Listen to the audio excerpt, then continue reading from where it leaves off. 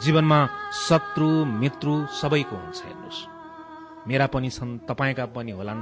जति साथीहरूले भिडियो हेरिराख्नु भएको छ ती साथीहरूको पनि अवश्य मित्र शत्रु सबैको हुन्छ। त्यस्ता व्यक्तिको अगाडि जहिले पनि मुसुक्क मुस्कुराउनुहोस्, मुस्कुराएर हिँड्नुहोस् जसले तपाईको प्रगति चाहदैन, तपाईको उन्नति चाहदैन। तपाईले जीवनमा गरेको विकास र वृद्धिबाट उनीहरू जल्ने गर्छन्। त्यस्ता व्यक्तिका अगाडि कहिले पनि शिर निहुर्याएर कहिले पनि नहिँड्नुहोस्। शिर ठाडो बनाएर मुस्कुराएर हिँड्नुहोस्।